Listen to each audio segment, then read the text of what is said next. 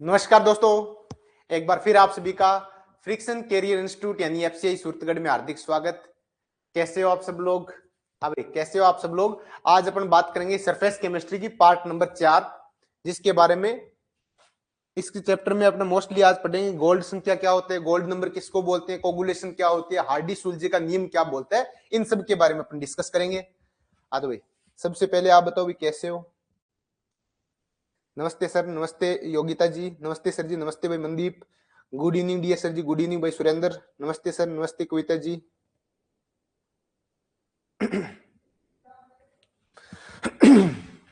अब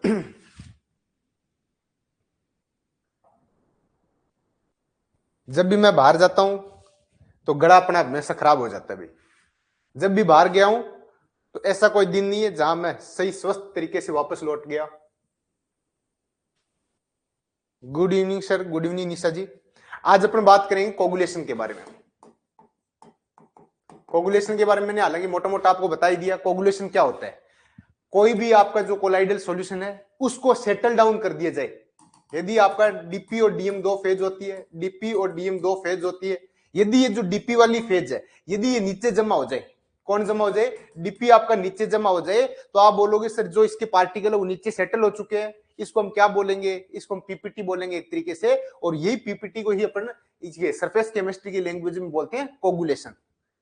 प्रणाम सर जी, प्रणाम चौधरी जी, हेलो सर जी, हेलो भैया जी। अभी आगे बात समझ में देखो भाई, कोगुलेशन क्या है? आप बोलो सर डीपी और डीएम दो फेज होती है। यदि आपके डीपी के जो पार्टिकल है वो यदि सेटल डाउन हो जाते हैं तो उसको हम क्या बोलेंगे? कोगुलेशन बोलेंगे। एक तरीके से पीपीटी बनना। पीपीटी का मतलब समझ रहे हो ना आप? पेंदे में जाके एकत्रित हो जाना, इकट्ठा हो जाना, उसी को अपन क्या बोलते हैं? पीपीटी बोलते हैं। उसी को अपन क्या बोलते हैं? सरफेस केमिस्ट्री में कोगुलेशन बोलते हैं। ठीक है, अब अपन यहां तक अपन पढ़ चुके हैं कि कोगुलेशन क्या होता है, कोगुलेशन किस प्रकार से हो सकता है। देखो, आप बोलोगे सर कोलाइडल पार्टिकल स्थित समान आवेश होने के कारण इनके मध्य प्रतिकर्षण बल होगा जो इन्हें नीचे बैठने से रोकता है। ये बात आपको पता है। डीपी और डीएम के बीच में दोनों में समान आवेश होगा तो इनके बीच में प्रतिकर्षण होगा, और प्रतिकर्षण होने की वजह से मॉलिक्यूल दूर दूर रहेंगे, दूर दूर रहेंगे तो नीचे सेटल डाउन नहीं होंगे। जब तक नीचे सेटल डाउन नहीं होंगे इसका मतलब कोलाइडल सॉल्यूशन है। जैसे ही नीचे सेटल डाउन हो जाएगा वो आपका सॉल्यूशन अनस्टेबल हो जाएगा। अतः कोलाइडी कणों प्रवेश को हटा देते हैं तो ये कण आसानी से नीचे बैठ सकते हैं, जिन्हें हम क्या बोलते हैं? स्कंदन या फिर अवक्षेपण बोलते हैं। ठीक है, अब किस प्रकार से किया जा सकता है?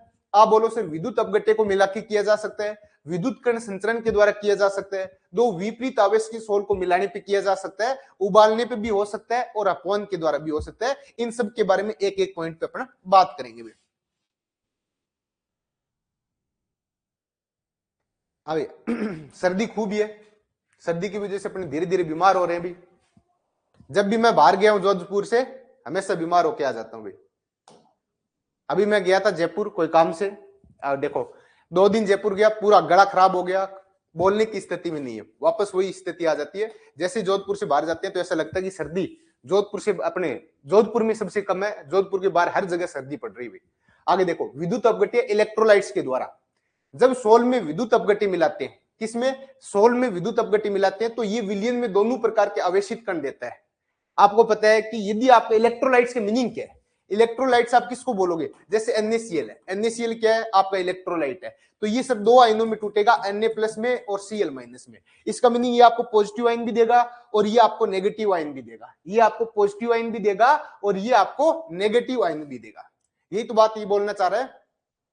जब सोल में विद्युत अपघट्य मिलाते हैं यानी इलेक्ट्रोलाइट्स मिलाएंगे तो ये विलयन में दोनों प्रकार के आवेशित कण देगा, Na+ भी देगा और Cl- भी देगा। यानी इलेक्ट्रोलाइट पे आपका पॉजिटिव चार्ज भी होता है और इलेक्ट्रोलाइट पे आपका नेगेटिव चार्ज भी होता है, जिससे कोलाइडी कण विपरीत आवेश से जुड़कर उदासीन हो जाता है। अतः कोलाइडी कणों का स्कंदन हो जाएगा। किस प्रकार से होगा? अब मान लेते हैं, आप ध्यान कौन रखो सब, बिल्कुल कुछ ना कुछ तो लापरवाही है, कुछ ना कुछ लापरवाही, तभी तो बीमार हो रहे हैं बार बार। बीमार तो क्या, गला खराब हो जाता है। अब देखो, यदि मान लेते हैं कोई आपका ऐसा सॉल्यूशन है AgI से आपका Ag+ है, तो आप क्या बोलोगे? आप बोलो सर ये पॉजिटिव कोलाइड्स है। क्यों? इस पे चार्ज कितना है? प्लस चार्ज है। तो आप बोलोगे सर ये पॉजिटिव कोलाइड है। इस पॉजिटिव कोलाइड में बात को समझते हुए चलना। इस पॉजिटिव कोलाइड में यदि आप NaCl मिलाओगे, क्या मिलाओगे, आप बोलोगे सर मुझे ये आपका कोलाइडल है और कैसा कोलाइड से, मान लेते हैं Hg+। मैंने इस पूरे को क्या लिख दिया, Hg+ लिख दिया। क्यों, क्योंकि मुझे चार्ज देखना है। चार्ज क्या है इस पे, Hg+ है। अब यदि इसमें NaCl मिलाते हैं, यदि इसमें NaCl मिलाते हैं तो मुझे Na+ से कोई मतलब नहीं है। यदि जैसे ये Cl- आएगा, जैसे ये क्या करेगा, Cl- आएगा, और ये Cl- इस Hg+ के साथ में क्या करेगा, Hg+ है, ये Cl- है, तो इसके Hg+ का जो चार्ज है उस चार्ज को हटा देगा। आप बोलो जैसे ये Cl- आएगा, ये Hg+ पे उपस्थित चार्ज को हटा देगा। क्यों, क्योंकि Hg+ और प्लस Cl- आपस में रिएक्शन करेगा, HgCl मिल जाएगा।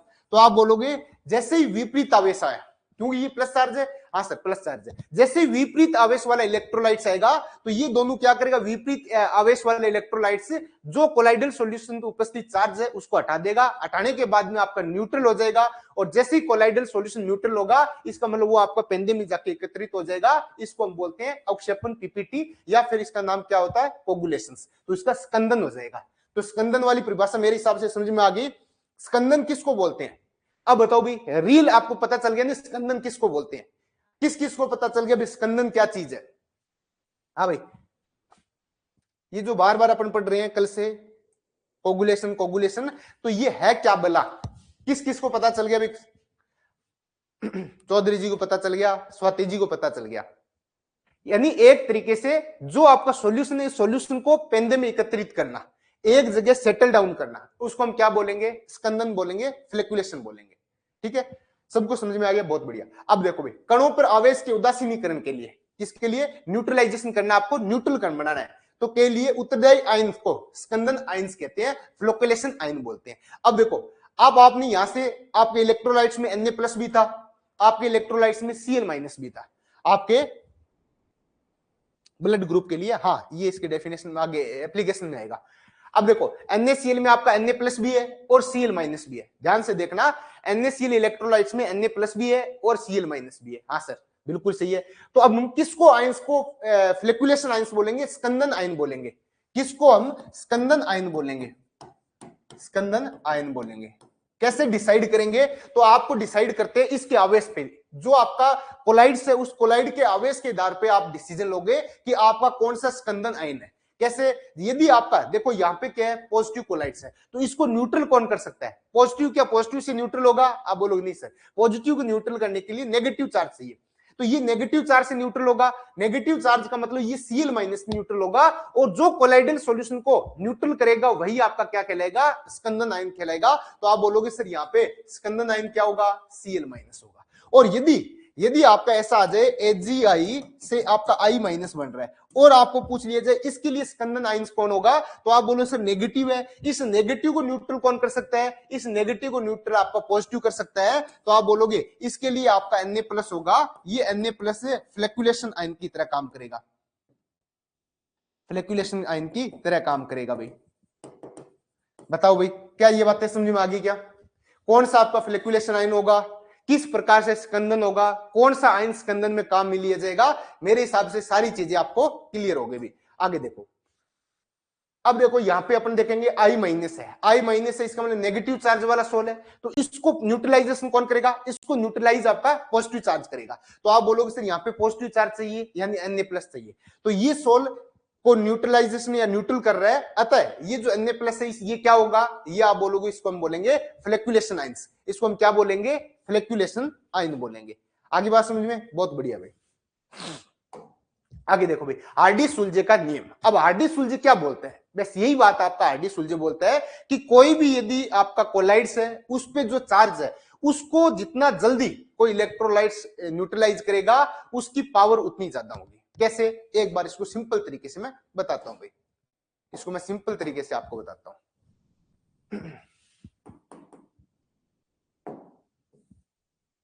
ये कैसे हुआ, देखो हार्डी-सुलजे ये बोलता है कि मान लेते हैं एक आपका कोई ऐसा है Hg+ वाला है, एक कोई ऐसा आयंस एल्यूमिनियम +3 वाला है, या फिर ऐसा एक कोई आपका ऐसे कोई कोलाइड्स है जिसपे चार्ज +3 है। अब ये तीन तरीके से न्यूट्रलाइज हो सकता है। एल्यूमिनियम पे प्लस 3 चार्ज है, ये आपका क्या है, आप बोलोगे सर ये हमारा सोल है। ये क्या है, सोल है, ये कोलाइड्स बोल सकते हो, सोल की बजाय इसको क्या बोलेंगे, कोलाइड्स। ये आपका कोलाइड्स है। बात को समझना, एक एक बात को समझना, ये आपका कोलाइड्स है। हाँ सर ये कोलाइड्स है। अब इसको न्यूट्रलाइज कौन करेगा, आप बोलो सर ये प्लस चार्ज वाला है तो इसको न्यूट्रलाइज नेगेटिव चार्ज वाला करेगा। तो नेगेटिव चार्ज वाले में 3 आपको अलग अलग मॉलिक्यूल दे रहा हूं, एक Cl माइनस दे रहा हूं, एक आपको SO4 2 माइनस दे रहा हूं, और एक आप भाई -3 वाला चार्ज वाला बताओ तो आप बोलो सर फॉस्फेट मान लेते हैं, PO4 3 माइनस। अब आप बोलोगे सर ये तीनों इसको न्यूट्रलाइज करेंगे, तो कौन सा ज्यादा करेगा, कैसे डिसाइड करोगे कौन सा ज्यादा करेगा, तो आप बोलोगे सर इनकी रिएक्शन डिसाइड करेगी। एल्यूमिनियम +3 है, अब एक आपका Cl माइनस आपको कितने चाहिए, सर यहाँ पे +3 है तो 3 माइनस Cl चाहिए, एक Cl पे माइनस चार्ज है तो कितने Cl चाहिए, 3 Cl चाहिए इसको न्यूट्रलाइज करने के। इसके बाद में ये क्या हो रहा है, न्यूट्रल हो रहा है। एक आपका एल्यूमिनियम +3 है और यहाँ पे आपको SO4 2 माइनस है, इसके कितने मोलिक्यूल चाहिए, सर ये 3 है और इस पे एक पे कितना आ रहा है आपका 2 नेगेटिव चार्ज आ रहा है, तो यहाँ पे कितना आएगा, आप बोलो सर ये आधा, यानी आपका 1.5 डेड चाहिए। जैसे ये डेड मोलिक्यूल होंगे तो आपका ये न्यूट्रल हो जाएगा। उसके बाद में सर, उसके बाद में एल्यूमिनियम +3 है और ये PO4 3 माइनस है, ये सिर्फ +3 है, ये -3 है, इसके मोलिक्यूल कितने चाहिए, एक मोलिक्यूल चाहिए और ये न्यूट्रल हो जाएगा। अब मेरे को एक बात बताओ, किसमें आपके सबसे कम मोलिक्यूल, आप बोलो सर इसमें सबसे कम मोलिक्यूल की जरूरत है, एक PO4 आपका चाहिए, और इसमें सबसे ज्यादा मोलिक्यूल की जरूरत है, इसमें 3 मोलिक्यूल आपको चाहिए। तो आप क्या इससे की क्या आइडिया लगाया, आपने ये बोला कि सर ये इसका इतना एक मोलिक्यूल इतना पावरफुल है कि एल्यूमिनियम +3 को कोगुलेट कर रहा है, सिर्फ इसका एक मोलिक्यूल, और ये इतना कमजोर है कि सर Cl माइनस के लिए मुझे 3 मोलिक्यूल चाहिए। इसका मीनिंग क्या है, इससे हमने एक आइडिया लगा दिया, हार्डी-सुल्जे ने एक आइडिया लगाया कि जितना ज्यादा पावर होगा, जितना आपका फ्लैकुलेशन आयन, इनको हम क्या बोलेंगे, इनको हम बोलेंगे स्कंदन आयन। क्यों, क्योंकि ये इसको स्कंदित कर रहा है, कोगुलेट कर रहा है, तो इसको हम क्या बोलेंगे, स्कंदित आयन या स्कंदन आयन, स्कंदन आयन। तो यहां से एक रूल आ गया कि स्कंदन आयन पे जितना ज्यादा आवेश होगा, स्कंदन आयन पे जितना ज्यादा आवेश होगा उसकी पावर उतनी ज्यादा होगी। कैसे, सर इस पे ज्यादा आवेश है 3 है तो इसकी पावर ज्यादा क्यों है, क्योंकि इसका एक मोलिक्यूल ही एल्यूमिनियम +3 को कोगुलेट कर रहा है, जबकि इसकी पावर कम है, इसके मोलिक्यूल चाहिए हमें 3। यही एल्यूमिनियम है, इसको न्यूट्रल करने के लिए इसके 3 मोलिक्यूल चाहिए, यही एल्यूमिनियम है, इसको न्यूट्रल करने के लिए इसका एक मोलिक्यूल चाहिए। तो पावर किसमें ज्यादा है, इसकी एक पावर है, इसकी पावर ज्यादा है, तो आप बोलोगे इसमें कम मोलिक्यूल चाहिए, इसका मीनिंग इसका एक मोलिक्यूल ही एल्यूमिनियम +3 को उड़ा देगा, जबकि इसके 3 मोलिक्यूल उड़ाएगा, इसका मतलब इसकी पावर कम है, इसकी पावर ज्यादा है। तो इसका मतलब पावर से आपको क्या आइडिया लगा कि आपको ये पता चल गया स्कंदन क्षमता पर स्कंदन आयन का आवेश, यदि स्कंदन आयन का आवेश ज्यादा होगा तो इसका मीनिंग ये है कि उसकी स्कंदन क्षमता है ये भी ज्यादा होगी, यानी फ्लैकुलेटिंग पावर ज्यादा होगी। ठीक है, देखो भाई यहां से आपका आइडिया लग जाएगा मोटा मोटा। देखो किसी विद्युत अपघट्य की स्कंदन शक्ति, flocculation power, coagulation power, flocculation power coagulation power एक ही बात है। कोगुलेशन पावर स्कंदन आयन की संयोजकता पर निर्भर करती है, उसकी चार्ज पर निर्भर करेगा। कैसे, आप बोलो सर यदि संयोजकता ज्यादा है तो उसकी स्कंदन शक्ति कोगुलेशन पावर ज्यादा होगी। कैसे, आपको पता चल गया होगा, जिसपे ये बोलना चाह रहा है कि जिसपे आवेश ज्यादा है, यानी जिस स्कंदन आयन पे आवेश ज्यादा है, संयोजकता ज्यादा है, तो उसकी पावर भी ज्यादा होगी। क्यों, क्योंकि इसका एक मोलिक्यूल ही इसको कोगुलेट कर देगा, जबकि इसके 3 मोलिक्यूल इसको कोगुलेट करेंगे। तो क्या ये बातें समझ में आ रही है क्या, हाँ सर, यदि ये बातें समझ में आ रही है तो मेरे को बताओ, यही आपका हार्डी-सुल्जे का नियम है। हार्डी-सुल्जे का नियम जो अपन बचपन में पढ़ते थे, सबसे ज्यादा टफ लगता था या सबसे इजी लगता था, अपने सीधे आवेश देख के सेट कर रहे हैं, लेकिन आपको ये पता होना चाहिए स्कंदन आयन कौन सा होगा, स्कंदन आयन की उसके बाद में संयोजकता देखेंगे। ऐसा नहीं है कि सेम आयन ही आप लगा रहे हो और उसकी संयोजकता चेक कर रहे हो। मैं एक्सक्यूशन कराऊंगा तो मेरे हिसाब से आपको मोटा मोटा आइडिया लग गया।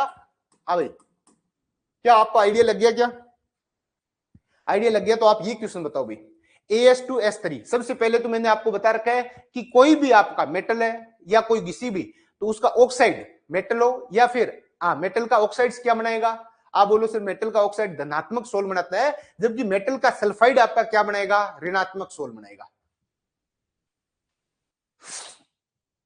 अब ये बात बताओ, मेटल है, मेटल का याद है क्या आपको, मेटल का ऑक्साइड हो या हाइड्रोक्साइड हो, मेटल का ऑक्साइड हो या हाइड्रोक्साइड हो, ये पॉजिटिव सोल बनाता है।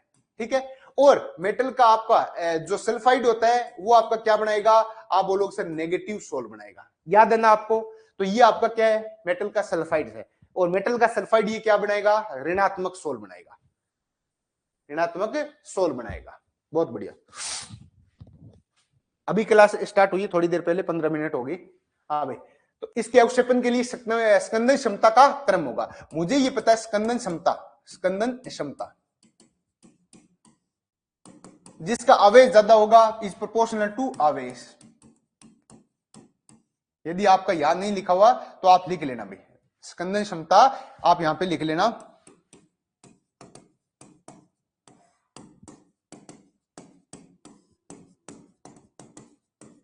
इज प्रोपोर्शनल टू आवेश।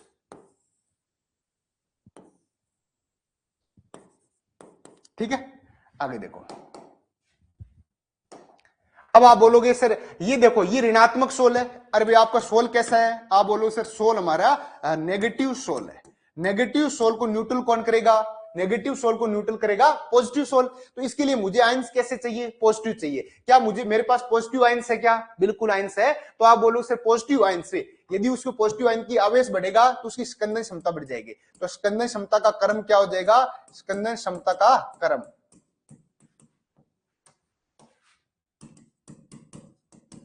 का क्रम क्या आ जाएगा आपका, एल्यूमिनियम +3 Ba+2 और उसके बाद में क्या आ जाएगा Na+, क्या आ जाएगा आपका Na+ आ जाएगा। बहुत बढ़िया भाई। एक क्वेश्चन और लिखो भाई,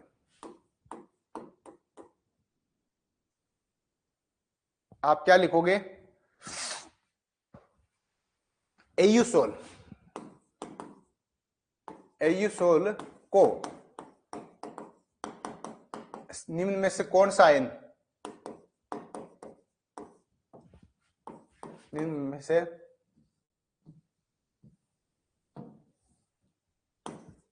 से कौन सा आयन स्कंदित कर सकता है।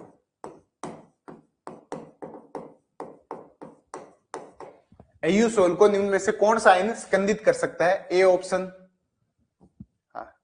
A option aluminium +3, B option Na+, C option Cl-, B option SO4 2-। अब आगे एक option A and B, second option B and C, third option C and D, ये डी ऑप्शन है, और फोर्थ ऑप्शन सभी। करो भाई, इस क्वेश्चन को करके बताओ भाई, इस क्वेश्चन को बताओ भाई, एयूसोल को निम्न में से कौन सा आयन स्कंदित कर सकता है।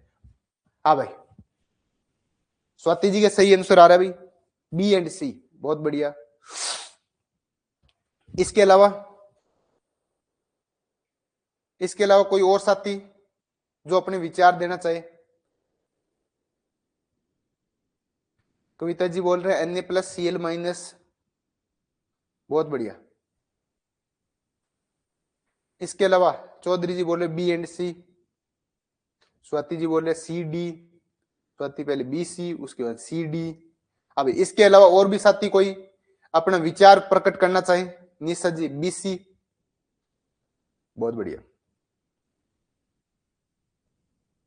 अब इसके अलावा 2-3 साथी और बच गए। आप लोग क्या सोच रहे हो भाई, कौन सी साइंस लगा रहे हो यहाँ पे। अभी शीला जी, सुनील, मंजू, दिनेश, प्रियंका, सुशीला जी, अभी आप कौन सी रॉकेट, मैया जी कौन सी साइंस लगा रहे हो। सुशीला जी बी सी, दिनेश बोल रहे A and B, Sheela ji बोल रहे बी एंड सी, मैया जी बोल रहे सी एंड डी। बहुत बढ़िया भाई, मेरे हिसाब से सबका आंसर आ गया बी एंड सी। तो इस बार बाजी मारी है बी एंड सी वालों ने, बी एंड सी वालों ने बाजी मारी है, और बिना सोचे समझे बाजी मारी है। यानी बी एंड सी वालों ने कोई दिमाग का यूज नहीं किया, सीधा आया जो मन में आए, अकड़म बकड़म बम्बे बोल 80-90 पूरा 100, और ये बी पे आपका टिका दिया। बहुत बढ़िया भाई, बहुत बढ़िया। हाँ भाई देखो एयूसोल, एयूसोल। अब मेरे को ये बताओ एयूसोल क्या होता है, मेटल का सोल या मेटल का सल्फाइड सोल हमेशा क्या आएगा, नेगेटिव आएगा। ये आपका क्या होता है, नेगेटिव कोलाइड्स होगा। अब इसको स्कंदित करना है, इसको कौन करेगा, स्कंदित करना है। देखो कौन सा आयन स्कंदित कर सकता है इसको, कौन सा आयन ऐसा है जो इसको नीचे पेंदे में बिठा सकता है, इसका पीपीटी बना सकता है, इसका कोगुलेशन कर सकता है। आप बोलो सर ये नेगेटिव कोलाइड्स है तो इसको पॉजिटिव चार्ज ही कर सकता है। आप बोलोगे इसका स्कंदन कौन करेगा, इसका स्कंदन पॉजिटिव चार्ज करेगा, इसका स्कंदन पॉजिटिव चार्ज करेगा। कौन करेगा, पॉजिटिव चार्ज करेगा। हाँ सर ये बात तो सही है, पॉजिटिव चार्ज करेगा। हमने तो नेगेटिव सोल है, नेगेटिव सोल के बाद पॉजिटिव चार्ज सोल्व करेगा। अरे भाई पॉजिटिव करेगा तो आप बताओ मेरे को Na+ और Cl- कैसे करेगा, Na+ और Cl- कैसे करेगा। या तो आप एक तो प्लस चार्ज वाले लेके चलो या फिर माइनस वाले लेके चलो। ये बीच वाला क्या है, ये एक प्लस है एक माइनस है। सर कई बार ऐसा लग रहा है ये प्लस हो सकता है पॉजिटिव कोलाइड्स है, कई बार ऐसे फीलिंग आ रहा है सर ये नेगेटिव कोलाइड्स है। हमने दोनों को टिका दिया। अरे भाई जब ये नेगेटिव कोलाइड्स है तो इसको स्कंदन कौन करेगा, पॉजिटिव कोलाइड से तो करेगा या फिर कोई और करेगा। मैंने बार बार बोल रखा है कि इसका विपरीत आवेश वाले इसको क्या करेंगे, स्कंदित करेंगे। जब ये नेगेटिव कोलाइड्स है तो इसको स्कंदित करेगा पॉजिटिव कोलाइड्स। और पॉजिटिव कोलाइड्स कौन से हैं, आपका ए और बी है। तो आप बोले सर पॉजिटिव कोलाइड्स कौन से होते हैं, Al+3 एंड आपका Na+, एंड आपका Na+, ये क्या है, पॉजिटिव चार्ज है। और ये पॉजिटिव चार्ज वाला इसको क्या करेगा, स्कंदित करेगा। इसका मीनिंग आपका आंसर ए एंड बी है। एक भी साथी का सही आंसर नहीं है, सिंगल स्टूडेंट का सही आंसर नहीं है। और आप बोलते हो सर पेपर टफ आ रहा है, कट ऑफ बढ़ रही है, इस हिसाब से क्वेश्चन आते हैं। आजकल यही पैटर्न आने लग गया, एक सिंगल स्टूडेंट सही नहीं कर पाएगा। एक सिंगल स्टूडेंट को ये नहीं पता कि Au सोल आपका नेगेटिव कोलाइड्स है। लगभग आपका 2 या 3 स्टूडेंट ने सी एंड डी आंसर दिया है। इसका मीनिंग उनको ऐसा लग रहा है कि Au सोल्स पॉजिटिव कोलाइड्स है, यानी रिवीजन कुछ नहीं है, पीछे का कोई रिवीजन नहीं है। आ रहे हैं, पढ़ रहे हैं, भूल रहे हैं, वापस सर के साथ में लाइव आ रहे हैं, वापस भूल रहे हैं। अरे भाई ये मैंने करवाया नहीं क्या, Au सोल मैंने एक बार बोला था उस टाइम, मेटल और मेटल के सल्फाइड, मेटल और मेटल के सल्फाइड नेगेटिव सोल बनाते हैं, जबकि पॉजिटिव सोल कौन बनाएगा, मेटल के ऑक्साइड और हाइड्रोक्साइड मेटल के पॉजिटिव सोल बनाते हैं। ये चीज आप भूल गए, बताओ भाई। सर मेरा सही है, कैसे देखते हैं दिनेश का, हाँ दिनेश का सही है, बहुत बढ़िया भाई। एक मात्र ऐसा स्टूडेंट था जिसका सही है भाई, दिनेश एक मात्र ऐसा स्टूडेंट था जिसका सही है। इसके अलावा मेरे को तो ये नहीं समझ में आ रहा, कहां गलती कर रहे हो आप, हाँ गलती कर रहे हो। सीधा कितने सिंपल है, Au सोल नेगेटिव कोलाइड्स कंडन करेगा पॉजिटिव कोलाइड्स, Al+3 और Na+, आंसर आ जाएगा आपका फर्स्ट ऑप्शन। ऐसे क्वेश्चन में अभी टेस्ट सीरीज में मैं थोड़ा सा बिजी हूं, अभी मैं बिजी हूं। जब मैं टेस्ट सीरीज खुद बनाऊंगा, अभी एक बार हुड्डा जी बना रहे हैं, कोई दिक्कत नहीं, अच्छा बना रहे हैं पेपर, आपने देखा भी होगा पेपर में कोई कमी नहीं है। लेकिन जब मैं टेस्ट सीरीज बनाऊंगा, जैसे ही अपना सिलेबस कंप्लीट हो जाएगा फरवरी के आसपास, 15-20 फरवरी को, जैसे ही मेरे उसके बाद में ऐसे क्वेश्चन दूंगा, सारे टेस्ट सीरीज में ऐसे क्वेश्चन दूंगा, और गारंटी है आप 15 से 20 क्वेश्चन सही कर पाओगे, जबकि मैंने पूरा पढ़ाया आपको। फिर आप बोलो सिर्फ वीडियो सॉल्यूशन कराओ, अरे वीडियो सॉल्यूशन कहां जरूरत है, एक बार जो आपके जो नोट्स में पढ़ाए हैं उनमें भेजा लगाओ, आप दिमाग लगाओ, सारी चीजें आपको वहीं मिलेगी। नहीं, हमें तो सर रटा रटाई एक मेथड है कि कुछ भी खुद को करना ही नहीं है। आप वीडियो सॉल्यूशन करा दो, हम देख लेंगे, उसके बाद अगले दिन भूल जाएंगे, फिर वापस अगले टेस्ट का करा देना, ये चलता रहेगा। आगे देखो, आगे FeOH3 पॉजिटिव सोल के लिए स्कंदन क्षमता का क्रम है। अब मुझे ये पता है कि मैंने आपको बता रखा मेटल है, हालांकि मैंने दे दिया पॉजिटिव सोल, हालांकि एग्जामिनर ऐसा नहीं देगा, आपको सीधा देगा FeOH3 के लिए। आपको अंडरस्टूड होना चाहिए मेटल के ऑक्साइड्स और हाइड्रोक्साइड क्या बनाते हैं, पॉजिटिव सोल बनाते हैं। इसका मतलब ये आपका कैसा है, पॉजिटिव सोल है। FeOH3 ये आपका कैसा है, पॉजिटिव सोल है, ये आपका पॉजिटिव सोल है। और ये पॉजिटिव सोल के लिए आपको क्या चाहिए, इसको स्कंदित करने के लिए नेगेटिव चार्ज चाहिए, तो इसको कौन स्कंदित करेगा, नेगेटिव चार्ज इसको स्कंदित करेगा, नेगेटिव चार्ज इसको स्कंदित करेगा, स्कंदित करेगा। ठीक है, अब मुझे पता है सर चार्ज स्कंदित करेगा नेगेटिव, तो कौन सा चार्ज, ज्यादा वाला या कम वाला, तो ये मुझे पता है कि स्कंदन क्षमता, स्कंदन क्षमता, क्षमता यानी पावर उसी की ज्यादा होगी जिसपे चार्ज ज्यादा है। आप बोलोगे स्कंदन क्षमता इज प्रोपोर्शनल टू आवेश, जिस पे आवेश ज्यादा है उसकी क्षमता ज्यादा आएगी भाई, ये कंफर्म है। हाँ सर ये कंफर्म है। तो आप देखो स्कंदन क्षमता का क्रम देखो भाई, स्कंदन क्षमता का क्रम, सबसे ज्यादा आवेश किस पे है भाई, ये आपका पॉजिटिव है तो मुझे नेगेटिव चार्ज सबसे ज्यादा चाहिए, सबसे ज्यादा नेगेटिव चार्ज इस पे है, तो आप बोलोगे सर FeCN6 4- इसमें नेगेटिव चार्ज सबसे ज्यादा है। उसके बाद में SO4 2- आएगा, और उसके बाद में आपका Cl- आएगा, ये आपका आंसर आ जाएगा। रिवीजन नहीं हो रहा है सर मेरा, तो फरवरी तक कौन नहीं हुए सर? क्यों नहीं हो रहा भाई? करना पड़ेगा ना, ये कोई बहाने थोड़ी ना भाई मेरे को रिवीजन नहीं हो रहा, करना पड़ेगा भाई। सब कुछ आपको साथ में लेके मैनेज करके चलना पड़ेगा, तभी तो आप सेकंड ग्रेड को निकाल पाओगे। यदि आप डावाडोल स्थिति में हो तो फिर आपके परेशानी प्रॉब्लम क्रिएट हो सकती है भाई। हर चीज को आप लेके चलो, ऐसा कोई दिन दुनिया में ऐसी कोई ताकत ही नहीं है कि आप यदि करना चाहो और आपसे हो नहीं। आप अपने टाइम को इस हिसाब से सेट करो कि रिवीजन भी होना चाहिए, प्रैक्टिस भी होनी चाहिए, लाइव क्लास भी अटेंड होनी चाहिए, और उसके साथ साथ में कुछ क्वेश्चन भी प्रैक्टिस के अपने को होने चाहिए। उसके बाद मैं एमसीक्यू बैच लेके आ रहा हूं। मुझे पता है, देखो आप में से ही खूब सारे साथी मेरे को ऐसे ज्ञान देते रहते हैं, खूब सारे साथी पर्सनली व्हाट्सएप पे, थोड़ा सा मैं बताऊंगा, उसके बाद अपन ज्यादा डिस्टर्ब नहीं करेंगे।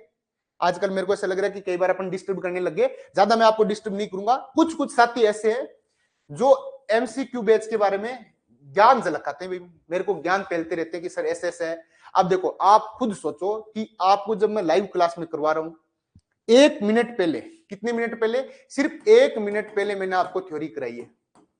1 मिनट पहले मैंने आपको और थ्योरी कराई है, उसी थ्योरी पे मैंने आपको क्वेश्चन दे दिया और आपसे क्वेश्चन नहीं हो रहा। हालांकि आपकी गलती नहीं है, क्योंकि शुरुआत में आप धीरे धीरे चीजों को कैच करोगे, रिवीजन करोगे, वापस कैच करोगे, धीरे धीरे चीजें समझ में आएगी। इसमें मैं आपकी ज्यादा गलती नहीं मानता हूं, लेकिन थोड़ी बहुत आपको समझ होनी चाहिए। थोड़ा बहुत 50% में आपकी गलती मानता हूं, 50% आपको धीरे धीरे वक्त के साथ में, प्रैक्टिस के साथ साथ में अपने आप चीजें ऑटोमेटिक आपके दिमाग में सेट हो जाएगी। दुनिया में आपको पता है, आपने पढ़ा भी होगा, प्रैक्टिस मेक्स परफेक्ट, यानी जितनी ज्यादा आप प्रैक्टिस करोगे उतनी ज्यादा आप परफेक्ट बनोगे। तो 1 मिनट पहले आपको जो थ्योरी करवाई है उसमें भी आपके चांसेस है क्वेश्चन गलत करने के। तो ये तय बात है कि जब आप एग्जाम में सीधा बैठोगे, चाहे मैंने करवाई, चाहे कहीं से आपने केमिस्ट्री पढ़ी हो, ये 101% तय बात है कि आप सीधे एग्जाम में बैठोगे तो क्वेश्चन आपसे सही नहीं होगा। इसलिए मेरे को पता है, मुझे पता है स्टूडेंट कहां गलती करेंगे, मेरे को ये भी पता है कि लक्षण कैसे होते हैं आपके। तो आप यदि मैं सीधा आपको डीपीपी सॉल्यूशन करवा दूं, 150 क्वेश्चन करवा दूं एक साथ 1 घंटे में, मुश्किल से 5-10% स्टूडेंट कर पाएंगे, बाकी देखेंगे नहीं सॉल्यूशन। क्यों? क्योंकि उनकी आदत ही नहीं है। तो अब अपन क्या करेंगे, इस एमसीक्यू में मैं 4-5 महीने आपके साथ गड़ा फाड़ूंगा, शाम के टाइम 2 घंटे डेली आपके साथ में गड़ा फाड़ूंगा। तो उससे क्या होगा, उससे आपको प्रैक्टिस करने की आदत पड़ जाएगी। मैं आपको 30 ही क्वेश्चन दूंगा, आपको लगेगा 20-30 क्वेश्चन है, हर दिन आप ऐसे करोगे 20 क्वेश्चन है, कर लेंगे सर को, शाम को अपन दिखाएंगे, अपन चेक करेंगे कहां गलती कर रहे हैं। तो ये 20-20 क्वेश्चन, जब आपको 30 क्वेश्चन 20 क्वेश्चन ऐसे डेली करते करते एक दिन ऐसा आएगा कि 50 क्वेश्चन यदि आपको दे दिया जाए तो आप 50 क्वेश्चन मात्र 1 घंटे में कर दोगे, मात्र 1 घंटे में कर दोगे। ये कब करोगे, जब आप 4 महीने लगातार मेरे साथ प्रैक्टिस करोगे। और मैं आपको जैसे डीपीपी दे रहा हूं ऐसे डीपीपी देके और एक वीडियो बना के टाइम पास करके चला जाऊं, मुझे पूरा विश्वास है सिर्फ 10% स्टूडेंट ऐसे होंगे जो वीडियो देखेंगे, बाकी देखेंगे नहीं। बाकी कोई टेस्ट सीरीज में बिजी हो जाएगा, कोई रिवीजन के नाम पे बिजी हो जाएगा, सब अलग अलग तरीके से बिजी हो जाएंगे। वही सारे ना भैया जी बोले हमारे साथ रहना, बिल्कुल, जब तक पेपर नहीं होगा डेली, बिल्कुल बिल्कुल। अरे हम तो चाह रहे हैं, लेकिन आपके ही कुछ साथी इस चीज का विरोध कर रहे हैं, हमें विरोध भी झेलना पड़ रहा है इस चीज का। और हमारे देख के लोग भी खूब सारे, हमारे को देख देख के ही लोग एमसीक्यू बैच भी लेके आ रहे हैं। वास्तविकता उनको नहीं पता, लेकिन हमारे को देखा, अरे क्या सुभाष सर ने ऐसा कैसे कर लिया, हम भी करेंगे, तो वो भी एमसीक्यू बैच लेके आ रहे हैं। जबकि उनको ये नहीं पता एमसीक्यू बैच में अपन क्या करवाएंगे, किस प्रकार से अप्रोच करवाएंगे, क्या प्रैक्टिस का स्तर होना चाहिए, क्या प्रैक्टिस के लिए हमें मिनिमम किस प्रकार के क्वेश्चन करवाने हैं। अभी आगे देखो, फ्लैकुलेशन पावर स्कंदन मान, ठीक है, दुनिया का नाम है ज्ञान देना, बहुत बढ़िया, दुनिया का काम ये। एमसीक्यू बैच बहुत इफेक्टिव होगा सर, अपवाद होता है हर क्षेत्र में, बिल्कुल सत्य वचन, बहुत बढ़िया। अब आगे देखो, फ्लैकुलेशन वैल्यू, किसी विद्युत अपघटे की मिली मोल में न्यूनतम मात्रा, समझते हुए चलना। एक एक चीज आप इन लाइनों को समझोगे तभी एनसीईआरटी की लाइन आपके समझ में आएगी। ये एनसीईआरटी की लाइन है एक तरीके से, सीधा सीधा। किसी विद्युत अपघटे की मिली मोल में न्यूनतम मात्रा, न्यूनतम मात्रा जो किसी 1 लीटर सोल को 2 घंटे में अवक्षेपित करने के लिए आवश्यक हो, स्कंदन क्षमता कहलाता है। अब मैं गारंटी दे रहा हूं, यदि इस स्कंदन समान का इसी में से ही यदि आपका एमसीक्यू क्वेश्चन बना दे, किस में से, इस थ्योरी में से, तो बहुत सारे साथी कंफ्यूज हो जाएंगे कि ये क्या बोलना चाह रहा है। देखो, ये बोलना चाह रहा है कि आपको क्या कराना है, आपको कोगुलेटिंग, आपको फ्लैकुलेशन या कोगुलेशन करवाना है। तो कोगुलेशन करवाने का मतलब हो गया कि इसको सेटल डाउन करना है। इसको सेटल डाउन कौन करेगा, तो बाहर से जो इलेक्ट्रोलाइट्स मिला रहे हैं बाहर से जो इलेक्ट्रोलाइट्स मिला रहे हैं विपरीत चार्ज वाला, ये तो मैंने बताया, विपरीत चार्ज वाला इलेक्ट्रोलाइट्स मिलाओगे तो ये क्या करेगा, कोलाइड्स को न्यूट्रल करेगा और उसके बाद कोलाइड्स सेटल डाउन हो जाएगा। क्या बात सही है क्या? आप बोलोगे बिल्कुल सही है सर।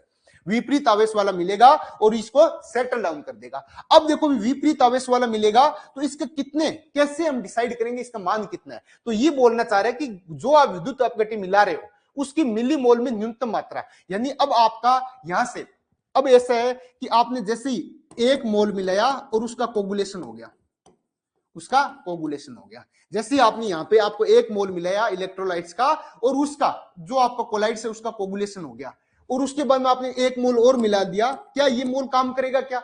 अरे जब आपका 1 मोल से ही कोगुलेशन हो रहा है तो आप चाहे 2 मोल मिलाओ, चाहे 5 मोल मिलाओ, चाहे 10 मोल मिलाओ, कोई फर्क नहीं पड़ेगा। तो वो मिनिमम मात्रा जिसके बाद में उसका क्या हो रहा है, कोगुलेशन हो रहा है, तो वह मिनिमम मात्रा जिस पे कोलाइड्स का कोगुलेशन हो रहा है वो मिनिमम मात्रा ही आपका क्या कहलाएगी, यानी इलेक्ट्रोलाइट्स की वह मिनिमम मात्रा, इलेक्ट्रोलाइट्स की वह मिनिमम मात्रा जो कोलाइड्स को स्कंदित कर दे, कोगुलेट कर दे। ये बात बोलना चाह रहे हैं, न्यूनतम मात्रा जो किसी 1 लीटर सोल को, यानी आपने कितना लिया है, कुछ पैमाना तो होना चाहिए। सर हमने कोलाइड्स लिया है 1 लीटर, कितना लीटर लिया है, 1 लीटर कोलाइड्स को। देखो 1 लीटर कोलाइड यानी सोल को 2 घंटे में, यानी 2 घंटा हमने टाइम दे दिया कि सेटल होने के लिए मिनिमम 2 घंटा चाहिए भाई। ऐसा तो है नहीं अचानक कि आपका जैसे इलेक्ट्रोलाइट्स मिलाओगे वैसे ही आपका पूरा पूरा जो कोलाइड्स है वो सेटल डाउन हो जाएगा, नहीं, उसको टाइम चाहिए। तो आपने 2 घंटे का टाइम दे दिया, तो आपने बोला कि सर इलेक्ट्रोलाइट्स की मिनिमम मात्रा जो 1 लीटर कोलाइड्स को 2 घंटे में अवक्षेपित करने के लिए आवश्यक हो उसको हम क्या बोलेंगे, स्कंदन मान बोलेंगे, फ्लैक्यूलेशन वैल्यू बोलेंगे। अब बात समझ में आई क्या?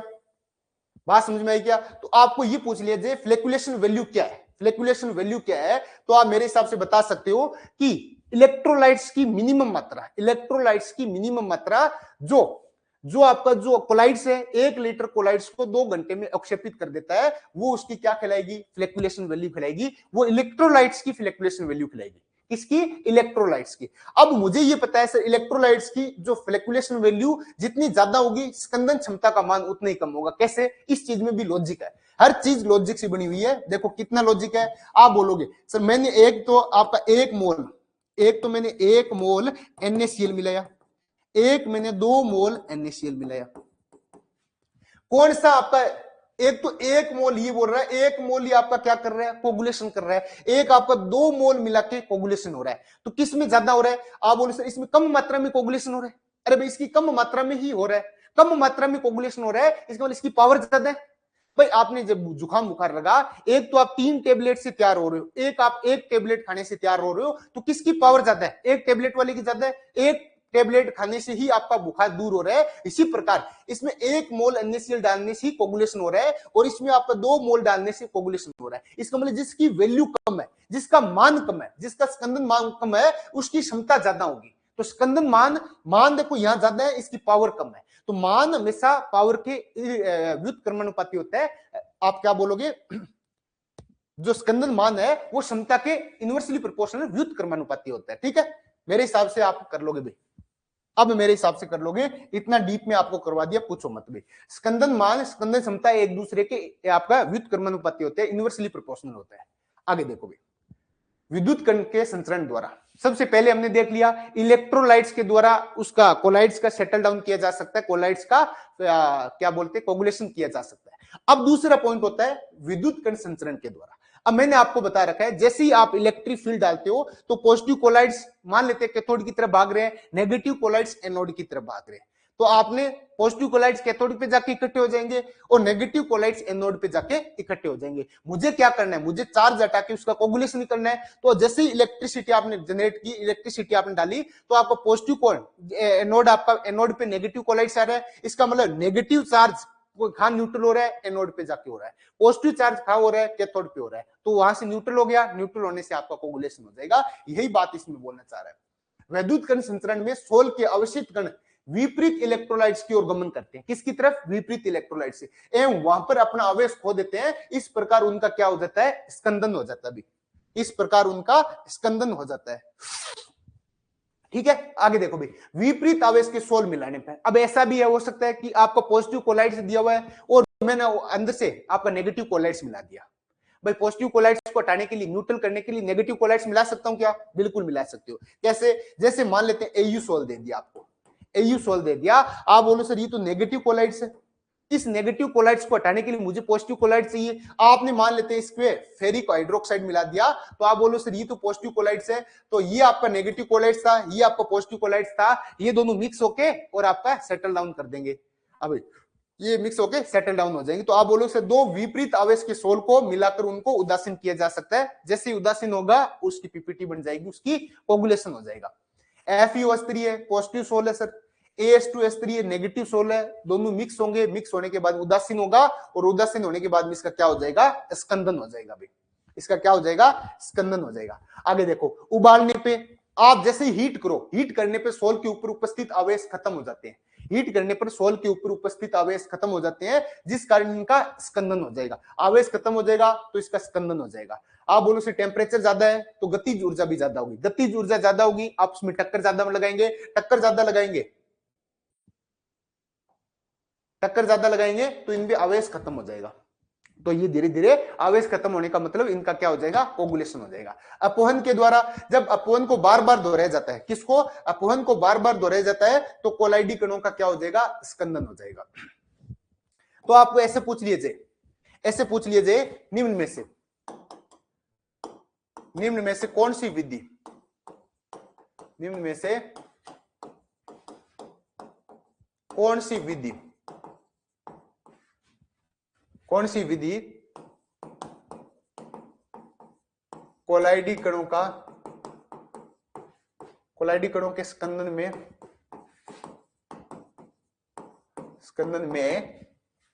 काम में ली जाती है?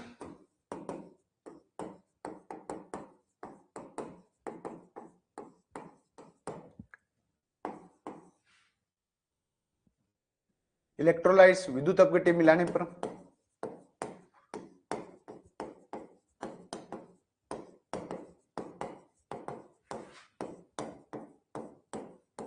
बी अपवहन के द्वारा,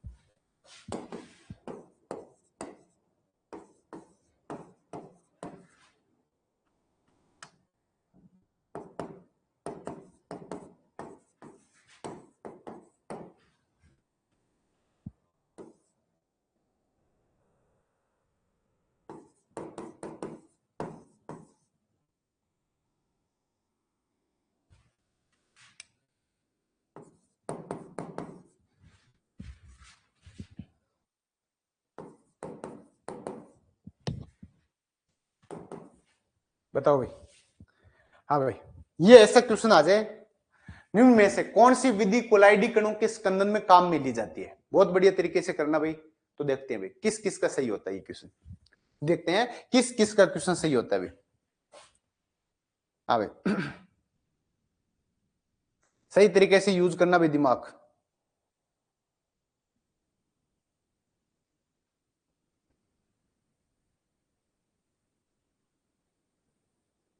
बहुत बढ़िया। अभी और कोई साथी अपनी राय देना चाहे? इसके अलावा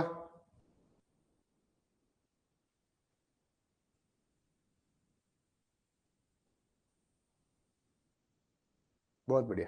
देखो भाई, आप बोलोगे सर ये बोल रहा है कि कोलाइडी कणों के स्कंदन में काम में ली जाती है। अभी मैंने बताया विद्युत अपघट्य मिलाने पे ये इनका इससे क्या होगा, कोलाइडी कणों का स्कंदन हो जाएगा। अपवन के द्वारा भी कोलाइडी कणों का स्कंदन हो जाएगा। क्या पेप्टीकरण के द्वारा स्कंदन होगा? क्या नहीं होगा सर। पेप्टीकरण मैंने आपको शुद्धिकरण में काम में ली थी, यहाँ पे अपन क्या कर रहे हैं, स्कंदन करवा रहे हैं, शुद्धिकरण काम में नहीं ले रहे, तो पेप्टीकरण वाला आपका गलत हो जाएगा। इसी प्रकार विद्युत प्रेक्षेपण विधि शुद्धिकरण के काम में आती है। इसी प्रकार वैद्युत कण संचरण विधि अभी मैंने आपको थोड़ी देर पहले बताया कोलाइडी कणों के स्कंदन में काम में आ रही है। तो ए बी ई आपका इसका सही आंसर आ जाएगा, डी ऑप्शन इसका सही आंसर होगा, ए बी ई। बताओ भाई इस टाइप के क्वेश्चन क्या अच्छे क्वेश्चन लगते हैं आपको? हाँ भाई, इस टाइप के क्वेश्चन यदि एग्जाम में आने लगे तो क्या आप कर लोगे? हाँ भाई, इस प्रकार का यदि कोई क्वेश्चन आए, अभी तो आप देखो तरोताजा पढ़ा आपने, तुरंत ही पढ़ा है, तुरंत पढ़ने की वजह से आप ऑप्शन एलिमिनेट कर पा रहे हो। लेकिन जब ये क्वेश्चन आपका एक बार आपका चैप्टर हो गया, चैप्टर होने के 15-20 दिन बाद में जब आपको क्वेश्चन दिखेगा तो कंफ्यूजन क्रिएट करेगा, आप भूल जाओगे पेप्टीकरण शुद्धिकरण की विधि है, स्कंदन की विधि है, विद्युत प्रेक्षेपण विधि शुद्धिकरण की है, स्कंदन की है, विद्युत कण संचरण किसकी विधि है, तो उसमें आपका कंफ्यूजन क्रिएट होगा और उसकी वजह से आपके गलत हो जाएगा। तो आपको ऐसे क्वेश्चंस, ऐसी थ्योरी पे पकड़ होनी चाहिए, थ्योरी पे आप पे बहुत अच्छी पकड़ होनी चाहिए। मैंने जो आपको शब्द बोले हैं, चाहे आपका वक्त लग रहा हो कोई दिक्कत नहीं है, लेकिन उन शब्दों को आपको हमेशा माइंड में सेट करना है, क्योंकि वही शब्द आपके जब बार बार रिवीजन करोगे कानों में गूंजेंगे और वही आपके एग्जाम में गूंजने चाहिए। इतना आपका सॉलिड तैयार होनी चाहिए केमिस्ट्री कि जो मैं आपको पढ़ा रहा हूं वही चीज आपके दिमाग में रहनी चाहिए एनी टाइम, और वही चीज आपको 5 महीने दिमाग में और रखनी है। जब एग्जाम होगा आपका सेकंड ग्रेड का तो वो सारी चीजें वहां पे काम में आनी चाहिए भाई, वहां आपको तुरंत दिमाग में आनी चाहिए। ठीक है, आगे देखो भाई, नोट, द्रव विरोधी सोल, लियोफोबिक सोल में केवल आवेश हटाने पर ही इनका स्कंदन हो जाता है, क्योंकि ये अस्थायी होते हैं। अब अपने दो प्रकार के सोल के बारे में बात करेंगे, दो प्रकार के सोल के बारे में बात करेंगे। एक अपना है लियोफोबिक, एक होता है लियोफिलिक। दोनों में करवा चुका हूं, दोनों में आपको करवा चुका हूं। फोबिक का मतलब फोबिया, यानी इनके बीच में आप बोलोगे सर डीपी और डीएम के बीच में प्रतिकर्षण होगा, डीपी और डीएम के बीच में प्रतिकर्षण होगा, प्रतिकर्षण होगा। जबकि यहां पे क्या होगा, आप बोलो सर डीपी और डीएम के बीच में आकर्षण होगा, डीपी और डीएम के बीच में आकर्षण होगा। हाँ सर ये बात सही है, डीपी और डीएम के बीच में आकर्षण होगा, यहाँ पे डीपी और डीएम के बीच में प्रतिकर्षण होगा। बिल्कुल, जब इसके बीच में प्रतिकर्षण होगा तो मुझे क्या करना है, अब देखो इसमें देखो ये क्या बोलना चाह रहा है, द्रव विरोधी सोल में केवल आवेश हटाने पे ही स्कंदन, अपने बात कर रहे हैं स्कंदन पे, अपने किस पे बात कर रहे हैं, स्कंदन पे बात कर रहे हैं। आप बोलोगे सर इसमें आपका स्कंदन कैसे हो रहा है, जैसे अपन जनरली बोल रहे हैं कि पॉजिटिव कोलाइड से तो उसका नेगेटिव वाला करेगा स्कंदन, और नेगेटिव वाले को क्या करेगा, पॉजिटिव यानी विपरीत आवेश वाला। एक तरीके से आवेश हटाने के बाद में स्कंदन हो रहा है, तो आप बोलोगे यहां पे आवेश हटाते ही, आवेश हटाते ही स्कंदन हो जाएगा, स्कंदन हो जाएगा। लेकिन जब बात करेंगे इसमें, तो इसमें एक आकर्षण बल भी है। आप इसमें आवेश हटाओ, बहुत अच्छी बात है, आवेश तो आपको हटाना ही पड़ेगा, आवेश तो हटाना ही पड़ेगा। आवेश हटाने के साथ साथ में इनके बीच में जो आकर्षण है, इस आकर्षण बल को भी तोड़ना पड़ेगा। क्यों? क्योंकि जब तक आकर्षण बल नहीं टूटेगा तो डीपी आपका नीचे नहीं जाएगा। हमें क्या करना है, हमें डीपी को सेटल डाउन करना है, हमें डीपी को सेटल डाउन करना है। तो जब तक इनमें आकर्षण रहेगा तो ये डीपी क्या करेगा, इन डीएम के साथ में प्रेजेंट रहेगा। जैसे ही आपका ये आकर्षण टूट जाएगा, आपने आवेश पहले से हटा दिया, अब आकर्षण भी आप तोड़ रहे हो, तो डीपी के पार्टिकल धीरे धीरे आपका नीचे इकट्ठे हो जाएंगे पेंदे में। तो मुझे क्या करना पड़ेगा स्कंदन के लिए, स्कंदन के लिए आपको एक तो यहाँ पे आवेश हटाना पड़ेगा, किसमें, ये तो लियोफोबिक में, क्योंकि यहाँ पे आकर्षण नहीं है, तो जैसे ही आपने आवेश हटाया तुरंत सेटल डाउन हो जाएगा। लेकिन जब बात करेंगे लियोफिलिक में, तो आवेश तो आपको हटाना ही पड़ेगा, आवेश के साथ साथ में इन दोनों के बीच में जो बॉन्डिंग है, उस बॉन्डिंग को भी तोड़ना पड़ेगा, उस आकर्षण बल को भी तोड़ना पड़ेगा। तो दूसरा क्या होगा, आकर्षण बल को भी तोड़ना पड़ेगा, आकर्षण बल को तोड़ना पड़ेगा, तोड़ना पड़ेगा।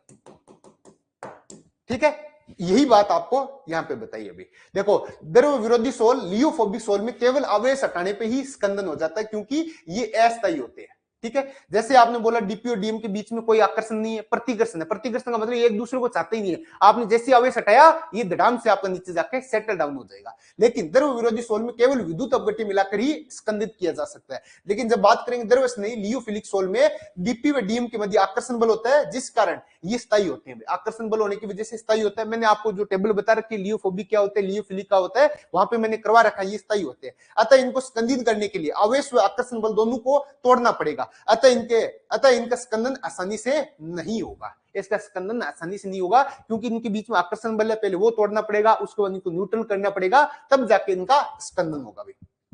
ठीक है, देखो भाई, द्रव स्नेही सोल्स को निम्न प्रकार स्कंदित किया जाता है, विद्युत अपघट्य मिलाकर यानी आवेश हटाने पर। दूसरा उपयुक्त विलायक, पहले हम विद्युत अपघट्य मिलाएंगे तो ये काम क्या करेगा, आवेश हटाने का काम करेगा। फिर हम मिलाएंगे उपयुक्त विलायक, ये काम क्या करेगा, ये आकर्षण बल को हटाने का काम करेगा। अतः द्रव विरोधी सोल में द्रव स्नेही मिलाकर इसका स्थायी किया जा सकता है। अब आप बताओ, द्रव विरोधी सोल है वो तो अस्थायी होता है, क्यों, क्योंकि उसमें आकर्षण नहीं है। तो मुझे ऐसे कोई चीज मिला दूं इसमें आकर्षण वाली तो वो स्थायी बन जाएगा। तो द्रव विरोधी सोल में मैं क्या मिलाऊंगा, द्रव स्नेही सोल मिलाऊंगा। द्रव विरोधी है उसमें आकर्षण नहीं है, प्रतिकर्षण है। जैसे मैं आकर्षण वाला मिलाऊंगा कौन सा, द्रव स्नेही सोल, तो इनके बीच में आकर्षण हो जाएगा, अब वो स्थायी बन चुका है। तो आपको स्थायी बनाने के लिए क्या करना पड़ेगा, द्रव विरोधी सोल में द्रव स्नेही सोल, द्रव विरोधी सोल में द्रव स्नेही सोल मिलाकर इसको स्थायी किया जाता है। अब भाई द्रव विरोधी सोल में द्रव स्नेही सोल मिलाकर इसको क्या किया जाता है, स्थायी किया जाता है। अभी कर लोगे, ऐसे कर लोगे ना। आगे देखो भाई, रक्षण, रक्षण क्रिया, प्रोटेक्शन या प्रोटेक्टिव एक्शन। अब देखो प्रोटेक्टिव एक्शन क्या होता है, रक्षण क्या होगा, द्रव विरोधी है, तुरंत सेटल डाउन हो रहा है, तो इनको सेटल डाउन होने से कौन रोक सकता है, भाई ये अस्थायी है, इनको जैसे न्यूट्रल किया तुरंत सेटल डाउन हो जाएगा। तो मैंने अभी आपको बताया, इनको स्थायी करने के लिए आप क्या मिलाओगे, आप बाहर से लियोफिबिक मिलाओगे, द्रव स्नेही सोल मिलाओगे। भाई द्रव विरोधी सोल को स्थायी बनाने के लिए द्रव स्नेही सोल मिलाया जाता है। द्रव विरोधी सोल में आप जैसे इलेक्ट्रोलाइट्स डालोगे जनरली वो सेटल डाउन हो जाएंगे। मैं ये चाह रहा हूं ये सेटल डाउन नहीं हो, इनको स्थायी बनाना है। इनको स्थायी बनाने के लिए मैं इसमें क्या करूंगा, इसमें द्रव स्नेही सोल मिला दूंगा। जैसे इसमें द्रव स्नेही सोल मिलाएगा तो आप बोलोगे सर इसमें डीपी और डीएम के बीच में आकर्षण बल हो जाएगा, जिसकी वजह से ये सेटल डाउन नहीं हो पाएंगे, तो ये स्थायी हो जाएगा, तो ये स्थायी हो जाएगा। तो बिल्कुल, तो रक्षण या रक्षण क्रिया क्या करेगा, द्रव विरोधी सोल में द्रव स्नेही का मिलना ही आपका क्या होगा, रक्षण कहलाता है। तो आपको यहाँ पे हो सकता है बता दीजिए, द्रव स्नेही सोल का द्रव विरोधी सोल को अवक्षेपित या संगठित होने से रोकना क्या कहलाएगा, रक्षण कहलाएगा। यानी द्रव विरोधी सोल में द्रव स्नेही सोल मिला दोगे तो वो कोगुलेट होने से बच जाएगा, इसी को हम क्या बोलेंगे, रक्षण बोलेंगे, प्रोटेक्शन बोलेंगे। भाई प्रोटेक्शन किसका हो रहा है, कोगुलेशन नहीं होने का, कोगुलेशन हो रहा था, अब जैसे इसको मैं प्रोटेक्ट कर दूंगा ताकि कोगुलेशन नहीं हो, तो प्रोटेक्ट कौन करेगा, द्रव विरोधी सोल में द्रव स्नेही प्रोटेक्शन का काम करेगा। तो आप बोल रहे हो द्रव विरोधी सोल है, ये आपका क्या है, द्रव विरोधी सोल है। इसके अंदर विद्युत अपघट्य मिलाते ही पहले क्या हो रहा था, स्कंदित हो रहा था, कोगुलेट हो रहा था। द्रव विरोधी सोल है, इसमें जैसे विद्युत अपघट्य मिलाया ये स्कंदित हो रहा था। मैं चाह रहा हूं ये स्कंदित नहीं हो, तो मैं क्या करूंगा, इसके अंदर द्रव स्नेही कोलाइड मिला दूंगा। द्रव स्नेही कोलाइड मिलाते ही ये स्कंदन नहीं होगा, क्यों नहीं होगा, क्योंकि अब इसमें आकर्षण बल आ चुका है, रक्षण कोलाइड की भांति कार्य करेगा। तो ये क्या करेगा, जो आपका ये स्कंदन हो रहा था अब द्रव विरोधी को स्कंदित होने से बचाएगा। तो इसका मीनिंग क्या है, इसका मीनिंग ये है कि रक्षण कोलाइड की भांति कार्य करेगा, प्रोटेक्टिव कोलाइड की तरह काम करेगा। ठीक है, आगे देखो भाई, रक्षी कोलाइड कौन है, यानी आपका रक्षा कौन कर रहा है, तो आप बोलो सर द्रव स्नेही सोल कर रहा है। किसकी रक्षा कर रहा है, रक्षित यानी किसकी रक्षा कर रहा है, द्रव विरोधी सोल की रक्षा कर रहा है। अभी पहले एक बात बताओ, ये चीजें आपके समझ में तो आ रही है ना, द्रव स्नेही कोलाइड विलयन की रक्षण क्षमता, यानी कितना आपका द्रव स्नेही कितना अमाउंट में मिलाए ताकि उसका कोगुलेशन नहीं हो, किसका, द्रव विरोधी सोल का। द्रव स्नेही है वो कोगुलेशन से होने से बचा रहा है आपका, तो वो एक तरीके से रक्षा का काम कर रहा है। तो कितना आपका मोल डाले, कितना ऐसे मात्रा डाले ताकि उसका रक्षा कर दे, तो आप बोलोगे द्रव स्नेही कोलाइड विलियनों की रक्षण क्षमता, प्रोटेक्टिव पावर गोल्ड संख्या से बताते हैं। पहले आपको मेरे को ये बताओ कि जो आपको यहां तक मैंने करवाया क्या ये वाकई में आपके समझ में आ गया क्या, जो मैंने आपको यहां तक करवाया है क्या वाकई में आपके समझ में आ रहा है क्या, एक बार मेरे को बताओ भी सारे।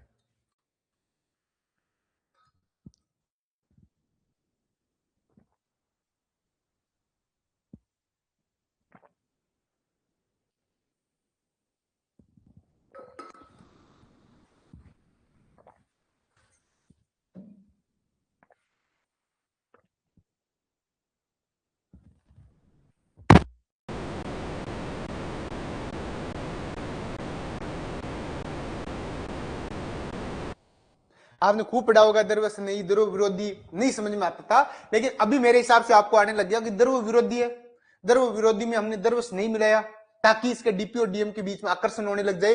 जब आकर्षण होगा तो ये आसानी से कोगुलेट नहीं होगा, यानी ये एक तरीके से इसका कोगुलेशन होने से प्रोटेक्ट कर रहा है। तो प्रोटेक्ट कौन कर रहा है, आप बोलो सर द्रव स्नेही कर रहा है। किसका प्रोटेक्शन कर रहा है, द्रव विरोधी सोल का कर रहा है। ठीक है, अब इसको कितनी मात्रा चाहिए, कितने किस प्रकार से प्रोटेक्शन करेगा, तो कुछ मात्रा में डिसाइड करेंगे। तो हम गोल्ड नंबर लेके आ गए कि आपका गोल्ड नंबर आपको बताएगा कि किस प्रकार से इसके कितनी मात्रा इसको कोगुलेट कर रही है, कोगुलेशन से बचा रही है। तो देखो गोल्ड संख्या, गोल्ड नंबर, आप बोलोगे किसी रक्सी कोलाइड की मिलीग्राम में वह मात्रा, किसकी, देखो रक्सी कोलाइड यानी द्रव्य स्नेही कोलाइड की, किसकी, द्रव्य स्नेही कोलाइड की, बात को समझते हुए चलना।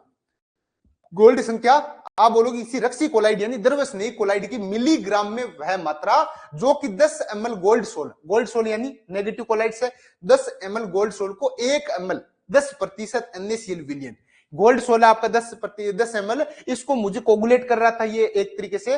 पहले इस चीज को मैं दोबारा समझा देता हूं। गोल्ड सोल है, जैसे आपने NaCl मिलाया तो इसके अंदर पॉजिटिव का आपका कैटाइंस है, Na+ है, Na+ इसको क्या करेगा, सेटल डाउन कर रहा था, क्योंकि AuCl मुझे पता है सर Au सोल है वो नेगेटिव कोलाइड से, इसके अंदर जैसे आप पॉजिटिव डालोगे तुरंत आपका क्या हो जाएगा, सेटल डाउन हो जाएगा। अब मैं ये चाह रहा हूं कि सेटल डाउन नहीं हो, तो मैं इसके अंदर क्या मिलाऊंगा, मैं इसके अंदर लियोफिबिक यानी द्रव्य स्नेही कोलाइड्स मिलाऊंगा, तो वो इसका क्या करेगा, स्कंदन से कम कर देगा।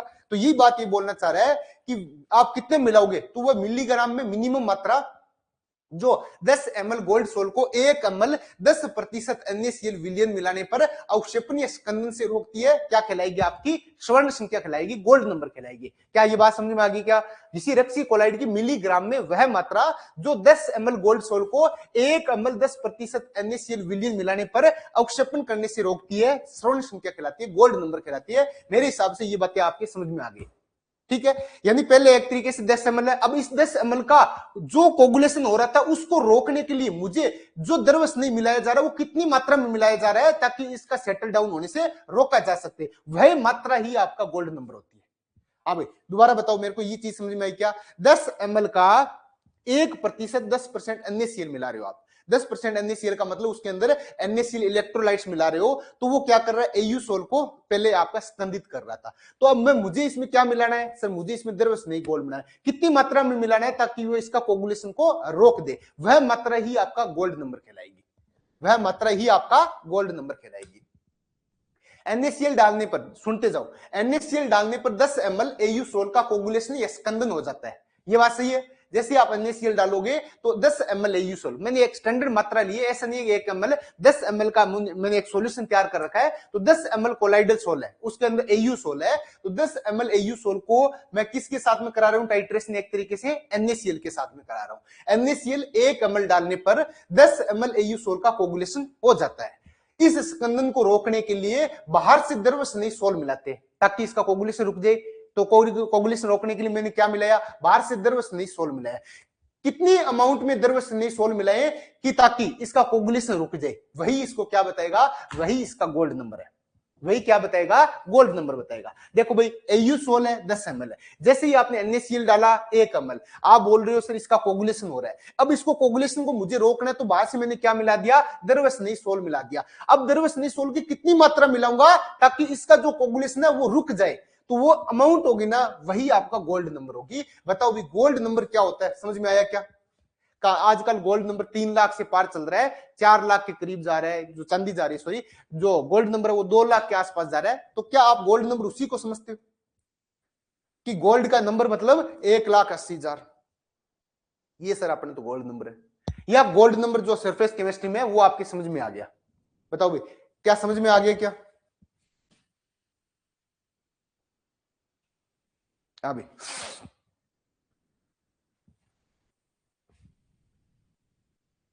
बहुत बढ़िया, दिनेश ने मेरी बातों को, भावनाओं को समझ लिया, तुरंत मेरी भावनाओं को समझ लिया। ये बोलना चाह रहा है, दिनेश बोल रहा है कि सर गोल्ड नंबर जितना कम होगा रक्षण क्षमता ज्यादा होगी, बिल्कुल बहुत बढ़िया। क्यों, क्योंकि यदि ये द्रव्य स्नेही कम मात्रा में मिलाओगे, जैसे ये कम मात्रा में मिलाते इसका क्या कर रहा है, एक तरीके से कोगुलेशन होने से रोक रहा है, इसका मीनिंग इसकी पावर ज्यादा है, तभी तो ये कम मात्रा में रोक रहा है। तो आप बोलोगे गोल्ड नंबर जितना कम होगा प्रोटेक्टिंग पावर उतनी ज्यादा होगी। बहुत बढ़िया दिनेश, बहुत बढ़िया। अभी भैया जी बोल रहे हैं जी सरफेस केमिस्ट्री वाला समझ में आ गया। अभी तो अपने शादी नहीं की, तो शादी करने के लिए आपको आजकल पता ही है 10 तोला सोना चाहिए। अब लगा लो आइडिया भी, 10 तोला सोने का मतलब हो गया आपका 2 लाख से यानी 20 लाख रुपए। अपने पास तो 20 लाख है नहीं, और नहीं अपने को कोई 20 लाख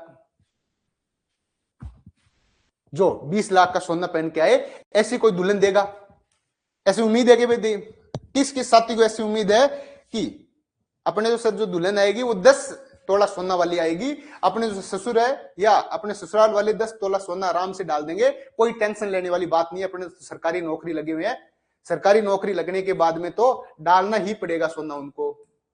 किस किस को ऐसी उम्मीद है भाई? अभी कितने साथी ऐसे उम्मीद कर बैठे हैं कि सर कुछ ही नहीं है, चाहे 5 लाख भाव हो जाए, एक बार मैं सेकंड ग्रेड लग जाऊं, उसके बाद देखना सर 20 तोला सोना लेके आऊंगा शादी में।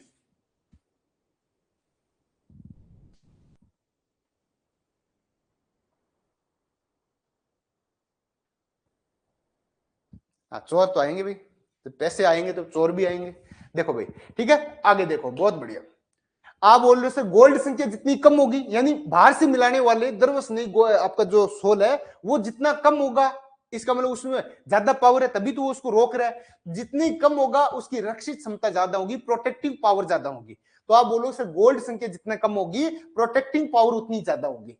आप बोलो सर गोल्ड संख्या इज इनवर्सली प्रोपोर्शनल टू रक्षित क्षमता। आप ऐसे भी लिख सकते हो, gold number is inversely proportional to protecting power, protective power.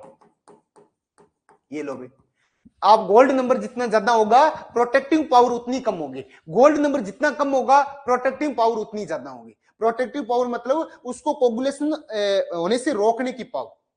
Coagulation हो रहा था, अब बाहर से आपने द्रव्य नहीं मिला दिया, जितना कम मिला रहे हो, कम मिलाने से भी उसका क्या हो रहा है, कोगुलेशन रुक रहा है, इसका मतलब जो आप मिला रहे हो उसकी पावर ज्यादा है। तो यही बात बोलना चाह रहे हैं कि गोल्ड संख्या जितनी कम होगी रक्षित पावर उतनी ज्यादा होगी। तो आप बोलोगे सर द्रव्य स्नेही कोलाइड है, यहाँ पे श्रवण संख्या है, इनके बाद मिलान करेंगे, जिलेटिन है, इसकी इतनी मात्रा डालने से कोगुलेशन रुक जाएगा, इसका मतलब ये सबसे ज्यादा पावरफुल होगा।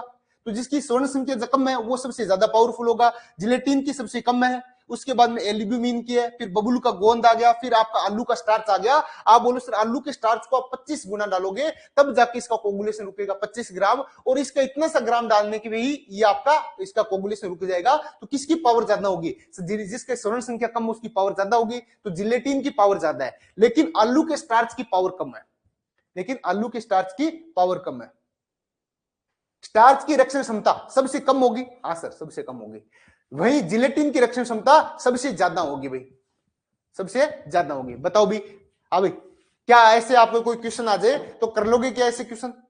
ये अपना गोल्ड नंबर वाला ये सरफेस केमिस्ट्री का मोटा मोटा पोर्शन अपने तैयार हो चुका है। अब अपन पढ़ेंगे इमल्सन। इमल्सन के बाद में अपने बचेगा एक टॉपिक, उसका नाम है उत्प्रेरक, कैटलिस्ट। हाँ भाई, गोल्ड नंबर से कैसा भी कोई क्वेश्चन आ जाए, थ्योरेटिकल क्वेश्चन आ जाए, उसकी जो डेफिनेशन है वहां से कोई क्वेश्चन बना ले, या फिर आपका जिलेटिन वाला इनसे एग्जांपल से कोई क्वेश्चन आ जाए, तो आप मेरे को ये बताओ कि सारी सिचुएशन में करने लायक क्वेश्चन है कि भी आपके, आपको ऐसा लग रहा है कि मैं कर लूंगा ऐसे क्वेश्चन, चाहे कैसा ही क्वेश्चन आ जाए। आया था असिस्टेंट प्रोफेसर में सर, हाँ असिस्टेंट प्रोफेसर में आया था, तो आप कर सकते हो क्या? आपको ऐसा लग रहा है कि मैं कर दूंगा? किस किस को ऐसे पावर आ रही है, अंदर से ऐसी फीलिंग आ रही है कि कैसे ही क्वेश्चन आ जाए चाहे मैं छोड़ूंगा नहीं इसको? बहुत बढ़िया। कविता जी बोले सबसे ज्यादा गोल्ड नंबर स्टार्च का और सबसे कम जिलेटिन का। बहुत बढ़िया, बिल्कुल कर देंगे, बहुत बढ़िया। आगे देखो भाई, अब अपन पढ़ेंगे इमल्सन, पायस या इमल्सन, ठीक है, इमल्सन के बारे में पढ़ेंगे। इमल्सन मैं आपको पढ़ा चुका हूं, जब आपका डीपीए भी द्रव हो और जब डीएम भी आपका द्रव हो तो उसको हम क्या बोलते हैं? इमल्सन बोलते हैं। द्रव द्रव कोलाइड का विषमांगी विलयन पायस कहलाता है। क्या ये समांगी विलयन हो सकता है क्या? आपको यहीं से देखो किस प्रकार का क्वेश्चन बन सकता है। इमल्सन आपका ये बोल सकता है भाई, देखो मैं यहां से एक एक क्वेश्चन बता रहा हूं किस प्रकार के क्वेश्चन बन सकते हैं। इमल्सन, ये सारे क्वेश्चन मैं खुद जब लास्ट में अपनी टेस्ट सीरीज होगी, शुरू में मेरे को टाइम नहीं है, लेकिन जैसे जैसे मेरे को टाइम मिलेगा उसको मैं ऐसे नए नए क्वेश्चन बनाया करूंगा भाई। इमल्सन या पायस के बारे में सही कथन है, ऐसे ऐसे क्वेश्चन बनाऊंगा, दिमाग चकरा जाएगा आपका भाई। आगे देखो भाई, यह है द्रव्य, इसमें डीपी द्रव्य व डीएम द्रव्य का समांगी मिश्रण होता है।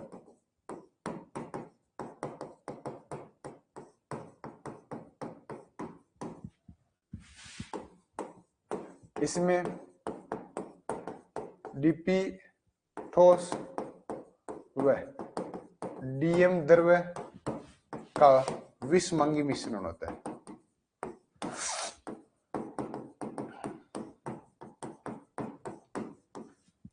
C option. इसमें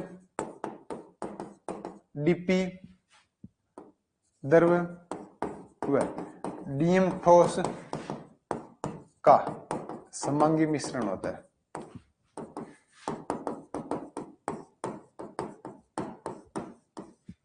डी ऑप्शन। इसमें डीपी द्रव व डीएम द्रव का विषमंगी मिश्रण होता है।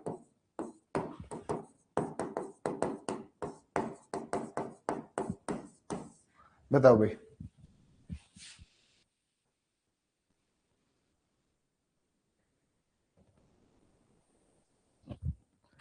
आपका कंटेंट रट लिया तो सर क्वेश्चन कहीं नहीं जाएगा, बिल्कुल स्वाति जी, पर रटा हुआ होना चाहिए भी, ऐसे आधा अधूरा ज्ञान नहीं चलेगा, पूरा रटा हुआ होना चाहिए। 1% भी आपका, यदि आपने पूरा केमिस्ट्री का कंटेंट पढ़ लिया, एक सिंगल क्वेश्चन आपको बाहर नहीं जाएगा। मैं जब एग्जाम होगा तो मैं व्याख्या करूंगा, एक एक क्वेश्चन अपनाएगा। अब ऐसा नहीं है कि सर वैसे वो लोग जैसे बच्चे बोलते हैं कि सर बिल्कुल मुझे तो लाइन टू लाइन चाहिए, वैसा नहीं।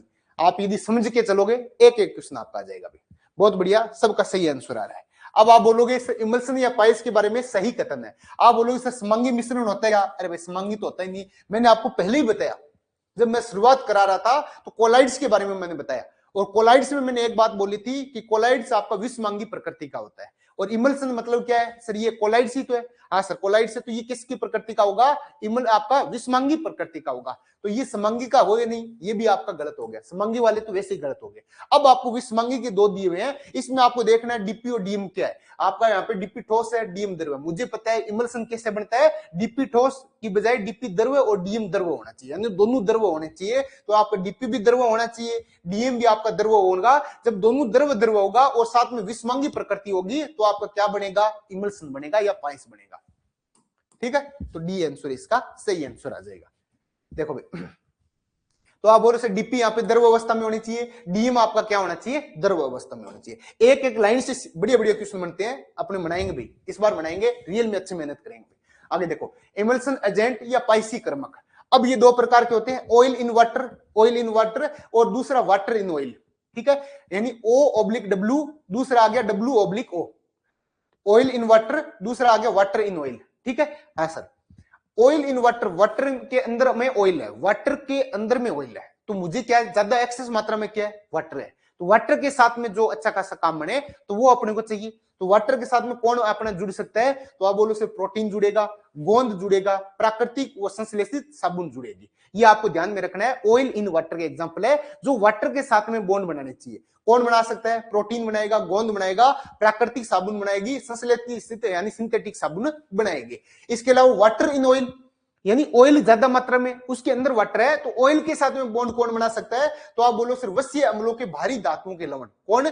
वसीय फैटी एसिड होते हैं, जो फैटी एसिड होते हैं उनकी भारी धातुओं के लवण हो गए, लंबी श्रृंखला के एल्कोहल हो गए, यानी बहुत लंबी श्रृंखला है उसके एल्कोहल हो गए, और फिर आपके काजल हो गए, लैंप ब्लैक हो गया। ये किसके एग्जाम्पल है? वाटर इन ऑयल के है, जो ऑयल ज्यादा मात्रा में, ऑयल ज्यादा मात्रा में है। तो मुझे पता है ऑयल क्या होता है? अध्रुवीय होगा, तो मुझे ज्यादातर अध्रुवीय वाले दिखेंगे, आपको नॉन पोलर दिखेंगे। वसीय अम्ल के भारी धातुओं के लवण होंगे, तो सर ये भी आपका एक तरीके से, अब लवण है क्योंकि लवण पोलर होता है, लेकिन ये आपका एक लॉन्ग चेन वाला होगा, तो ये आप लगभग अध्रुवीय हो जाएगा। इसी प्रकार लंबी श्रृंखला के एल्कोहल, बहुत लंबी आपकी कार्बन श्रृंखला होगी, मुझे पता है कार्बन श्रृंखला कैसी होती है? नॉन पोलर होती है, तो ये भी आपके लगभग आपका नॉन पोलर हो जाएगा। और उसके बाद काजल का लैंप ब्लैक, ये भी आपका क्या होता है? नॉन पोलर होता है। तो जो नॉन पोलर वाले हैं वो आपका क्या बनेगा? वाटर इन ऑयल बनेगा, और जो पोलर वाले हैं वो क्या बनेगा? ऑयल इन वाटर बनेगा, क्योंकि वाटर क्या होता है? पोलर होता है। ये पोलर पोलर के साथ में डिजोल्व होगा, तो ये आपका प्रोटीन हो गया, गोंद हो गया, प्राकृतिक साबुन होगी, संश्लेषित साबुन होगी। लेकिन ऑयल है वो नॉन पोलर वाले चाहिए, वसीय अम्लों के भारी धातुओं के साथ में लवण, लंबी श्रृंखला के एल्कोहल आ गया, और उसके साथ में काजल आ गया। ये जो काजल है, ये इस बार सेकंड ग्रेड में क्वेश्चन आया था कि काजल निम्न में से कौन सा ऑयल इन वाटर के लिए यूज में नहीं लिया जाता? आपका ऑयल इन वाटर के लिए यूज में नहीं लिया जाता है। ऐसे कौन सा ऑयल इन वाटर के यूज में नहीं लिया जाता? एक था ऑप्शन गोंद और प्रोटीन गोंद, इसके अलावा एक आपको संश्लेषित साबुन, और चौथा ऑप्शन था काजल यानी लैंप ब्लैक। तो आप मेरे हिसाब से आप कर सकते हो। आपको पता होना चाहिए वाटर है सर, पोलर है, पोलर वाले सारे ऑयल इन वाटर में जाएंगे, और वाटर इन ऑयल में कौन सा जाएंगे, अध्रुवीय जाएंगे, लैंप ब्लैक जाएगा, लंबी श्रृंखला के एल्कोहल जाएंगे, या फिर फैटी एसिड वाले जाएंगे। ठीक है, आगे देखो भाई, इमल्सन के स्थायित्व के लिए सामान्यतः एक तीसरा घटक मिलाया जाता है, जिसे मैं क्या बोलूंगा, पाइसी कारक बोलूंगा, इमल्सिंग एजेंट बोलूंगा। ये क्या है, इमल्सिंग एजेंट ही तो है। अरे भाई इमल्सिंग एजेंट ही तो है, इमल्सिंग एजेंट या फिर पाइसी कर्मक ही तो है। हाँ सर, तो यही तो आपका तीसरा एजेंट है, यही तो आपका जो तीसरा एजेंट है जो इमल्सन को स्थायित्व प्रदान करेंगे। तो इन सबको हम क्या बोलते हैं, पाइसी कर्मक बोलते हैं। इनका पाइसी कर्मक की डेफिनेशन क्या होगी, आप बोलो सर, इमल्सन के स्थायित्व के लिए सामान्यतः एक तीसरा घटक मिलाया जाता है, जिसको मैं क्या बोलूंगा, इमल्सिंग एजेंट बोलूंगा। क्या बोलूंगा भाई, इमल्सिंग एजेंट बोलूंगा। ठीक है, ऐसा कोई क्वेश्चन आ जाए तो मेरे हिसाब से आप कर लोगे, मुझे पूरा विश्वास है। ऐसे तो होनहार स्टूडेंट हो आप। कभी कभी मेरे को ऐसा लगता है कि आप गलती कर देते हो, तब मैं आपको थोड़ा बहुत सुना देता हूं, बाकी वैसे हो आप इंटेलिजेंट स्टूडेंट, इसमें कोई डाउट नहीं है। आगे देखो, कोलाइडी कणों के अनुप्रयोग, धुआं का विद्युतीय अवक्षेपण। धुआं का विद्युतीय अवक्षेपण होता है तो कौन सी विधि के द्वारा होगा, कोर्टेल अवक्षेपण विधि से। धुएं का विद्युतीय अवक्षेपण होता है कौन सी विधि के द्वारा होगा, कोर्टेल अवक्षेपक विधि से होगा। आगे देखो, पेयजल का शुद्धिकरण। आगे औषधि में भी कोलाइडी सॉल्यूशन काम में आता है, किसके काम में आएगा, आर्जिरोल, ये सिल्वर सोल होता है। कौन सा, आर्जिरोल सिल्वर सोल होगा, आंखों में काम में लिया जाता है। आर्जिरोल सिल्वर सोल होता है, आंखों में काम में लिया जाता है। एंटीमनी का सोल कालाजार के इलाज में काम में लिया जाता है। सीधे सीधे पूछागा, कालाजार के इलाज में किसका सोल काम में लिया जाएगा, आप बोलो सर एंटीमनी का सोल काम में लिया जाएगा। कोलाइडी गोल्ड, ये अंतःपेशी इंजेक्शन में यूज किया जाता है। कौन सा, कोलाइडी गोल्ड, गोल्ड का जो कोलाइडी सॉल्यूशन है वो अंतःपेशी इंजेक्शन में यूज किया जाता है। फिर दूध या मैग्नीशिया यानी मिल्क ऑफ मैग्नीशिया होता है, वो सिर्फ पेट की गड़बड़ी को दूर करने में काम में लिया जाएगा। एंटीमनी का सोल कालाजार के रूप में काम में आएगा। आर्जिरोल जो कि सिल्वर सोल होता है, आंखों में काम में लिया जाता है। ठीक है, आगे देखो, चर्म शोधन में पशुओं की जो खाल होती है वो कोलाइडी प्रकृति की होती है। खाल पे पॉजिटिव चार्ज होगा, जैसे इसमें टेनिन करेंगे, टेनिन ये नेगेटिव है, टेनिन का मतलब हो गया क्रोमियम लवण में भिगोते हैं। जो आपकी खाल है वो पॉजिटिव चार्ज होती है, इसको जब क्रोमियम लवणों के साथ में भिगोया जाता है, जिसको हम टेनिन बोलते हैं, ये नेगेटिव चार्ज में होता है। ठीक है, ये पॉजिटिव चार्ज वाली, ये नेगेटिव चार्ज वाली है, ये उदासीन हो जाएगी, स्कंदन हो जाएगी, जिसकी वजह से आपके जो जो चर्म है, जो चमड़ी होती है वो कठोर हो जाती है। इस प्रक्रिया को हम क्या बोलते हैं, चर्म शोधन बोलते हैं। तो आपको पूछ सकता है चर्म शोधन में किसका यूज किया जाता है, आप बोलो सर कोलाइडी सॉल्यूशन का यूज किया जाता है। और उसमें भी आपको ये पूछ सकता है खाल कौन सी होती है, पशुओं की जो खाल होती है उस पर चार्ज क्या होगा, आप बोलो सर पॉजिटिव चार्ज होगा।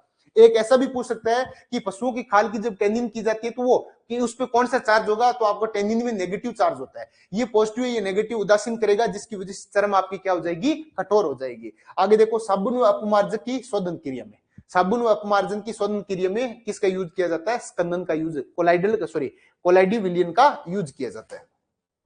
हाँ भाई, अब अपना आ गया उत्प्रेरक। बताओ भाई, यहां तक आप कर लोगे,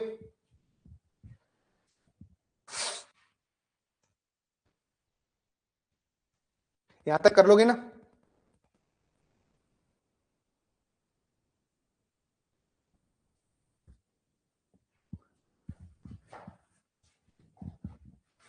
अब इसके बाद मेरे हिसाब से बाद में करें तो ज्यादा सही है, क्योंकि आज ऐसे पूरा नहीं होगा अपना, कल वाली क्लास में पूरा होगा भाई। थोड़ा सा अपने बाहर गए थे, जिसकी वजह से 1-2 दिन क्लास डिले हो गई, लेकिन कल वाली क्लास में अपने कंप्लीट कर लेंगे भाई। कल वाली क्लास सरफेस केमिस्ट्री में कंप्लीट हो जाएगी। उसके बाद में कोशिश ये करेंगे कि जल्दी से जल्दी आपको केमिकल बॉन्डिंग करवा दूं, उसके बाद एमसीक्यू बैच से स्टार्ट करूं, क्योंकि केमिकल बॉन्डिंग बड़ा चैप्टर है, वो होने के बाद में अपने एमसीक्यू में फ्री है। उसके बाद छोटे छोटे टॉपिक है, ज्यादा उसमें लोड नहीं आएगा, ज्यादा लोड नहीं आएगा भाई। एमसीक्यू बैच, अभी जो भी साथी मेरे को सुन रहे हैं, एमसीक्यू बैच को आप जरूर ज्वाइन कर लेना। एमसीक्यू बैच रियल में आपको प्रैक्टिस में मदद करेगा। प्रैक्टिस में मदद के साथ साथ में ये आपको ये पहचान करवाएगा कि आप कहां गलती कर रहे हो। आपने खूब सारी थ्योरी पढ़ ली, आपने मेरे से थ्योरी पढ़ ली, आपको हो सकता है याद भी है, लेकिन आप क्वेश्चन गलत कर रहे हो, क्योंकि छोटी छोटी चीजें जो आपके दिमाग में नहीं आ रही है, जिसकी वजह से क्वेश्चन गलत हो रहे हैं। मैं ये चाह रहा हूं कि आप क्वेश्चन गलत करो, ज्यादा से ज्यादा गलत करो, लेकिन मेन एग्जाम तक आते आते आपकी वो क्वेश्चन जो गलत करने की जो दर है, वो रेट आपकी कम हो जानी चाहिए। शुरू में आप हो सकता है 10 में से 8 क्वेश्चन गलत कर रहे हो, फिर वही सेम क्वेश्चन मैं आपको समझाऊंगा, धीरे धीरे वही वापस क्वेश्चन आएंगे तो आपके 10 में से 6 गलत होंगे। फिर वापस अपने ऐसे चलता रहेगा प्रोसेस। फिर टेस्ट सीरीज होगी तो उसमें आप में 10 में से 4 क्वेश्चन गलत करोगे, फिर वापस उसका रिवीजन करोगे, ऐसे रिव्यू करोगे, धीरे धीरे प्रैक्टिस दूर करोगे, तो आपका एक दिन ऐसा आएगा 10 में से 1 क्वेश्चन भी गलत नहीं होगा। ये बिल्कुल सही है, आप लगातार मेहनत करोगे तभी पॉसिबल है। क्या स्टार्ट कर दिया भाई? लगभग कोचिंग वालों ने स्टार्ट कर दिया। क्या स्टार्ट कर दिया भैया जी?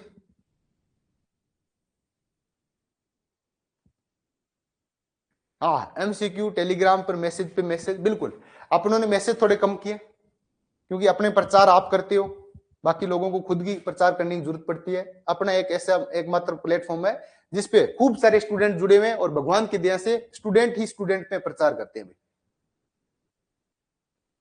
हाँ, ये बड़ा चैप्टर है, इसमें वैरायटी खूब है, इसलिए मैंने बहुत अच्छे से करवाया है। मैंने कोशिश की है कि इस चैप्टर में से कोई भी क्वेश्चन आपका गलत नहीं हो। हर एक जो डेफिनेशन, देखो गोल्ड नंबर की डेफिनेशन रियल बता रहा हूं, कभी समझ में नहीं आती है। आपने खुद रियल में आप महसूस करना, आप सही से बताना कि गोल्ड नंबर की डेफिनेशन कभी आपके समझ में आई थी क्या? हाँ, इतना जरूर रट लिया कि गोल्ड नंबर और रक्षित पावर एक दूसरे के व्युत क्रमानुपाती होता है। कभी आपको ये समझ में आएगी कि गोल्ड नंबर बोलते किसको है? कभी आपने समझने की कोशिश की? यदि की तो आपको कभी समझ में आई? बताओ भाई। और मुझे पूरा विश्वास है आज आपके आराम से समझ में आ गई। आपसे तो आरएस वाले इंस्पायर हो गए एमसीक्यू बैच के लिए। कैसे आरएस वाले भी लेके आ रहे हैं कि एमसीक्यू बैच? अभी आरएस वाले भी लेके आ रहे हैं एमसीक्यू बैच? ये तो मुझे पता ही नहीं था, ऐसे ऐसे भी काम हो रहे हैं।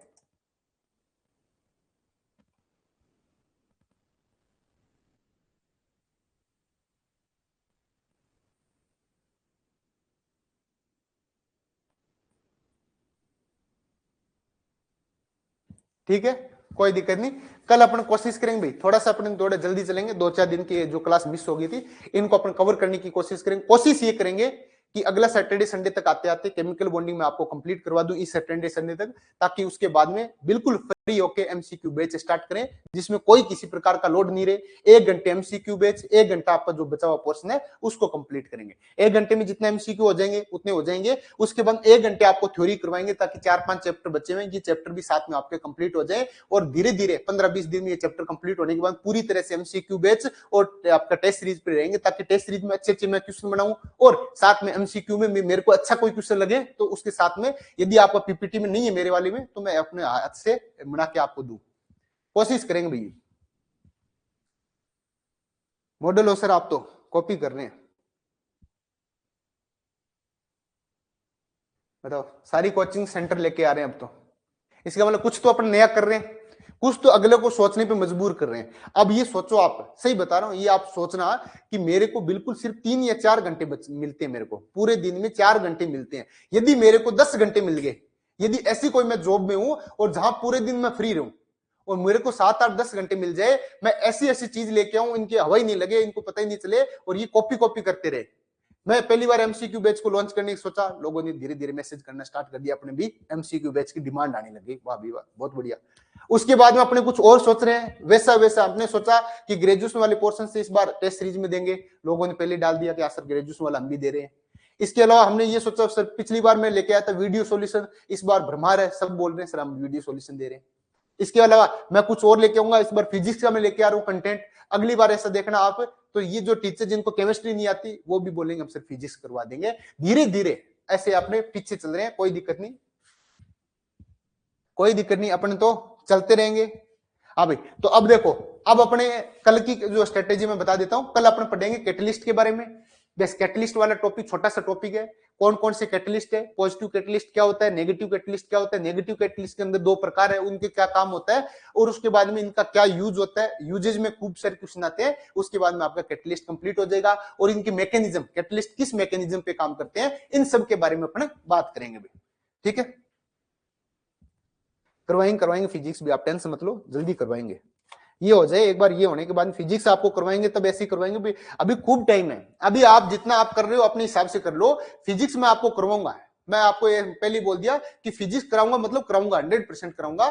थोड़ा सा एक बार केमिस्ट्री से फ्री हो जाए, केमिस्ट्री से फ्री होने के बाद में करवा दूंगा। ठीक है, हम आगे, दुनिया हमारे पीछे है, बिल्कुल। तभी तो भैया जी आपका प्यार मिल रहा है हमें, तभी तो हमें प्यार मिल रहा है।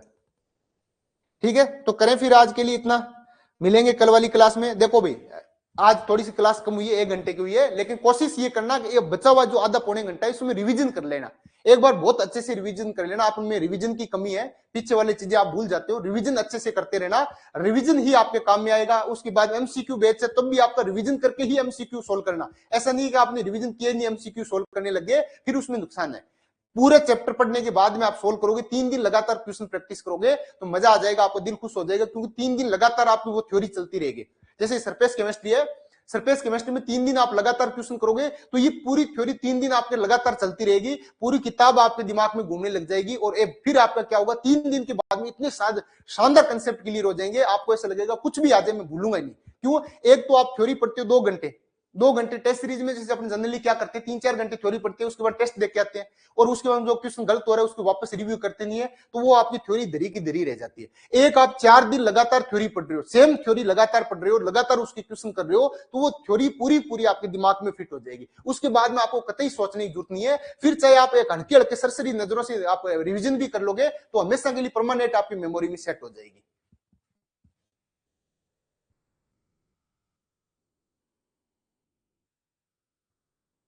ठीक है,